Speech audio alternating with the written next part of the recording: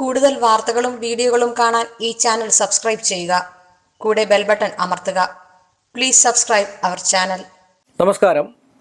എല്ലാ മാന്യ ജ്യോതിഷ വിശ്വാസികൾക്കും ഈ എപ്പിസോഡിലേക്ക് ഹാർദവമായ സ്വാഗതം.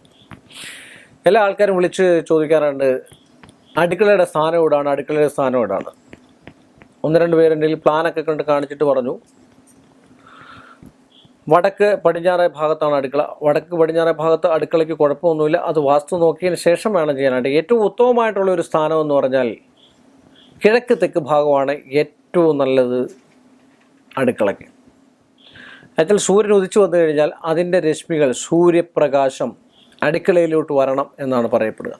അപ്പോൾ അങ്ങനെ കിഴക്ക് തെക്ക് ഭാഗത്ത് അടുക്കള പണിയുന്നത്, പുതുതായിട്ട് ഗൃഹം പണിയുന്നവരൊക്കെ അടുക്കള കിഴക്ക് തെക്ക് ഭാഗത്ത് പണിയാണ് ഏറ്റവും ഉത്തമമായിട്ടാണ് കാണുന്നത്. അവിടെ ഐശ്വര്യം ഉണ്ടാവും, സമ്പൽ സമൃദ്ധി ഉണ്ടാവും, ദാരിദ്ര്യം വിട്ടു നിൽക്കും, പട്ടിണിയില്ലാണ്ട് വരും, എന്നും ആഹാരങ്ങളും മറ്റു കാര്യങ്ങളൊക്കെ ഉണ്ടാകും.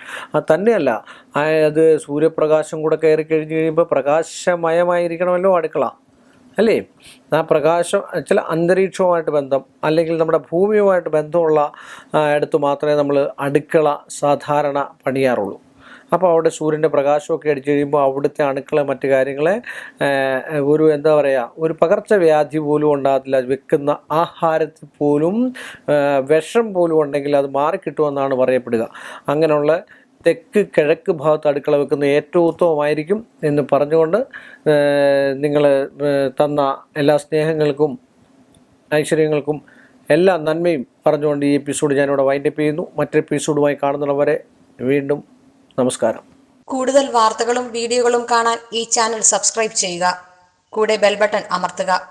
Please subscribe our channel.